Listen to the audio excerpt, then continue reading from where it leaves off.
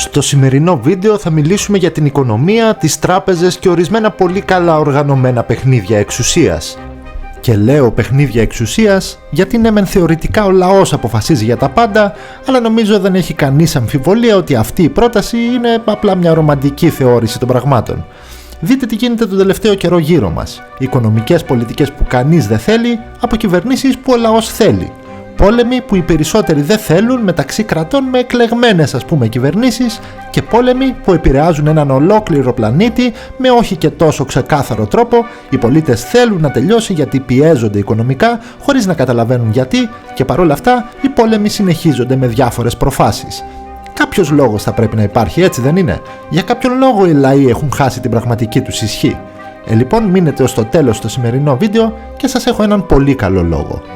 Γιατί το νομισματικό σύστημα όπως είναι σήμερα δομημένο δίνει στους κεντρικούς τραπεζίτες ένα συναρπαστικό, όπως και να το κάνουμε, αίσθημα εξουσίας. Είναι κατά βάση άνθρωποι που δεν έχουν εκλεγεί με δημοκρατικές διαδικασίες, αλλά καθορίζουν τις αποφάσεις των εκλεγμένων κυβερνήσεων. Είναι επαγγελματίες που διαφημίζονται ως αυθεντίες στο αντικείμενό τους και που η εργασία και οι αποφάσεις τους επηρεάζουν στον ανώτατο βαθμό τις ζωές εκατομμυρίων ανθρώπων. Εκείνοι που επιλέγουν τώρα τους κεντρικούς τραπεζίτες, οι κυβερνήσεις, συνήθως δεν έχουν την απαραίτητη εκπαίδευση για να καθορίσουν αυτόνομα μια νομισματική πολιτική και έτσι στηρίζονται στις συμβουλές τους κάθε φορά που θέλουν να υλοποιήσουν τους οικονομικούς τους στόχους. Μοιάζει λοιπόν να είναι μια σχέση στηριγμένη στην ανάγκη για όλο και περισσότερο κεντρικό έλεγχο του οικονομικού και νομισματικού συστήματος. Και αυτός ο έλεγχος, παρότι σήμερα φτάνει σχεδόν στον απόλυτο βαθμό, δεδομένου ότι η ποσότητα εκτυπωμένου χρήματος και τα επιτόκια και άρα ο πληθωρισμός και οι ισοτιμίες καθορίζονται από την Κεντρική Τράπεζα, στην ιστορία δεν ήταν πάντα έτσι και δεν θα μπορούσε να είναι έτσι για πολύ συγκεκριμένους λόγους. Εδώ και χιλιάδες χρόνια το μέσο οικονομικών συναλλαγών μεταξύ ηγετών, αυτοκρατοριών και γενικά κρατών ήταν τα πολύτιμα μέταλλα και κυρίως ο χρυσός και το ασίμι. Προσοχή, αυτό δεν σημαίνει ότι δεν υπήρχαν νομίσματα. Φυσικά υπήρχαν, αλλά ήταν το ανταλλακτικό μέσο μόνο μεταξύ των πολιτών της ίδιας κρατικής οντότητας.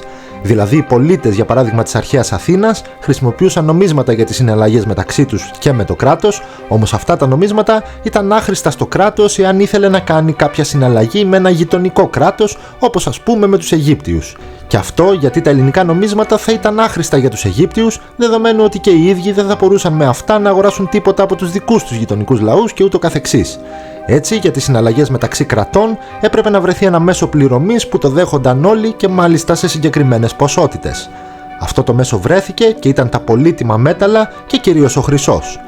Επειδή όμως ο χρυσός παρουσιάζει πολλές δυσκολίες στη μεταφορά του και στις υποδιαιρέσεις του σε μικρότερα ποσά, τα κράτη εξέδιδαν ένα δικό τους νόμισμα από υλικά μικρότερης αξίας ώστε να μπορούν να συναλλάσσονται οι πολίτες και το κράτος, παίρνοντας αυτά, αγόραζε ή αντάλλαζε τον αντίστοιχο χρυσό ώστε να μπορεί να συναλλάσσεται με τα άλλα κράτη. Κάπως έτσι παρέμειναν τα πράγματα για πολλούς αιώνες μετά. Με το πέρασμα των αιώνων όμως, φτάνουμε πια κάπου στο Μεσαίωνα, δημιουργήθηκαν επιπλέον προκλήσεις που απαιτούσαν μια διαφορετική διαχείριση. Όλα αυτά τα ημιπολίτιμα και πολύτιμα μέταλλα είχαν το μειονέκτημα του κόστους μετακίνησης, της ασφάλειας της μετακίνησης, της πιστοποίησης της αυθεντικότητάς τους και της ασφάλειας της φύλαξής τους. Για να γίνει δηλαδή μια συναλλαγή σε χρυσό, θα έπρεπε αυτή η ποσότητα χρυσού, που σίγουρα θα είχε αρκετά μεγάλο βάρος, να μεταφερθεί με ζώα στον παραλήπτη, να κινδυνεύσει στο δρόμο να χαθεί ή να κλαπεί και για το λόγο αυτό να ακολουθείται από μια ομάδα αχθοφόρων, τροφές για τα ζώα και σίγουρα κάποιους φρουρούς. Όλα αυτά αύξαναν δραματικά το κόστος της μεταφοράς. Για να απλοποιηθεί αυτή η διαδικασία λοιπόν, δημιουργήθηκαν και οι πρώτες τράπεζες. Κατέθετες δηλαδή το χρυσό σου προς φύλαξη σε μια τράπεζα και λάμβανες πιστοποιητικά κατοχής πολύτιμων μετάλλων. Αυτό το πιστοποιητικό το έδινες σε εκείνον που ήθελες να πληρώσεις, εκείνος το έδινε σε κάποιον άλλον και πήγαινε κάπως έτσι. Κάθε τράπεζα προφανέστατα δεν ήταν κρατική και εξέδιδε τα δικά της ξεχωριστά πιστοποιητικά. Όπως καταλαβαίνετε λοιπόν, δεν άργησαν να εμφανιστούν και οι πρώτοι απατεώνες. Τράπεζες που παρότι έπαιρναν το χρυσό των πελατών τους και εξέδιδαν τα αντίστοιχα πιστοποιητικά, τον ξόδευαν σε δικές τους συναλλαγές και όταν κάποιος πήγαινε να πάρει το χρυσό του, ουσιαστικά αντιλαμβανόταν ότι η περιουσία του είχε κάνει φτερά. Αυτό άρχισε να δημιουργεί δυσπιστία των ανθρώπων στο σύστημα των τότε τραπεζών. Δηλαδή τα πιστοποιητικά ορισμένων τραπεζών ήταν πιο αξιόπιστα από τα αντίστοιχα κάποιων άλλων. Αυτό είχε ως αποτέλεσμα να δημιουργηθεί μια υποτυπώδης ισοτιμία μεταξύ των πιστοποιητικών. Επειδή δηλαδή κάποιος ήθελε να σε πληρώσει με πιστοποιητικό μιας λιγότερο αξιόπιστης τράπεζας, σίγουρα θα του ζητούσες ένα μεγαλύτερο ποσό πληρωμής ως αντιστάθμισμα για το ρίσκο που παίρνεις να πας τελικά να παραλάβεις το χρυσό και να έχεις μείνει με το μουτζούρι που λέγαμε και παιδιά στο χέρι. Όσο οι τράπεζες πλήθαιναν τώρα, και άρα και οι απατεώνες, και ταυτόχρονα τα χρόνια περνούσαν και οι συνθήκες ορίμαζαν, τα περιστατικά τέτοιων συναλλαγών δυσκόλευαν τα κράτη που δεν είχαν τον παραμικρό έλεγχο στο τι γίνεται στην επικράτειά τους. Έτσι δημιουργήθηκε η ανάγκη για έναν κεντρικό έλεγχο αυτών των τραπεζών από το ίδιο το κράτος. Και δείτε πώς έγινε αυτό. Η κάθε τράπεζα ξεχωριστά έπαψε να εκδίδει πιστοποιητικά.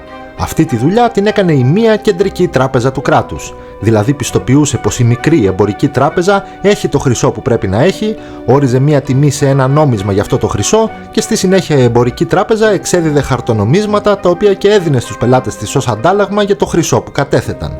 Σε περίπτωση που η τράπεζα σπαταλούσε ή έκλεβε το χρυσό, δεν είχε πλέον να τα βάλει με έναν απλό πολίτη, αλλά με το ίδιο το κράτος, που εκείνη ειδικά την εποχή είχε πολλούς και φάνταστους τρόπους να τιμωρεί τους απατεώνες. Κάπως έτσι, οι πολίτες ασφάλισαν τις καταθέσεις και οι συναλλαγές τους σταθεροποιήθηκαν με ένα όμως αντίτιμο. Το κράτος πια γνώριζε καλά τον πλούτο των πολιτών του. Οι πρώτες τέτοιες κεντρικές τράπεζες που δημιουργήθηκαν ήταν στη Σουηδία και λίγο αργότερα στην Αγγλία στο τέλος του 16ου αιώνα. Στην Αμερική τώρα, μια νέα τότε χώρα με τεράστιες ευκαιρίες για πλουτισμό, στην αρχή λειτουργήσε ακριβώς το σύστημα των ανεξάρτητων τραπεζών με πιστοποιητικά κατάθεσης χρυσού όπως περιγράψαμε πριν. Λοιπόν η ιστορία επαναλήφθηκε. Απατεώνες και σπάταλοι αδυνατούσαν να επιστρέψουν το χρυσό στους καταθέτες, με αποτέλεσμα να έρθει ένα κύμα χρεοκοπιών και σχεδόν τοκογλυφικών συναλλαγών με πιστοποιητικά μη αξιόπιστων τραπεζών.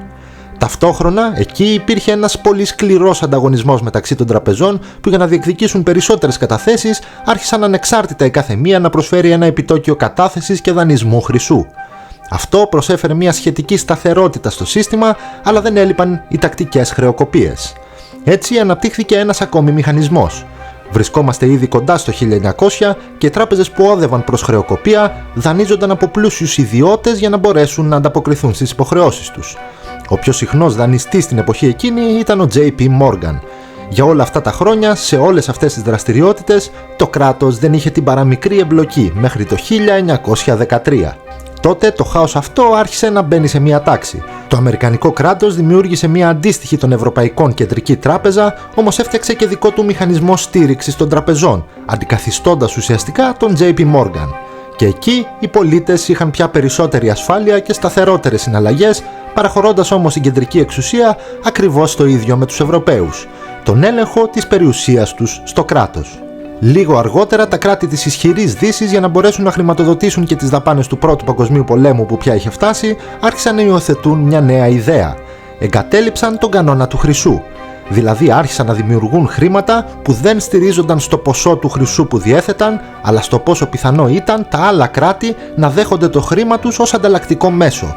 Και σκεφτείτε ότι μέχρι τότε ένας πόλεμος διαρκούσε το πολύ έως ότου τελειώσουν οι πόροι, δηλαδή τα αποθέματα χρυσού. Τώρα πια όμως, με τον εξωφρενικά δαπανηρό τετραετή Πρώτο Παγκόσμιο Πόλεμο, οι χώρες δανείζοντας η μία την άλλη μπορούσαν να κόβουν νέο χρήμα μέχρι να φτάσει στο όριό της η φορολογική ικανότητα των πολιτών ή να μην μπορούν να δανειστούν άλλο.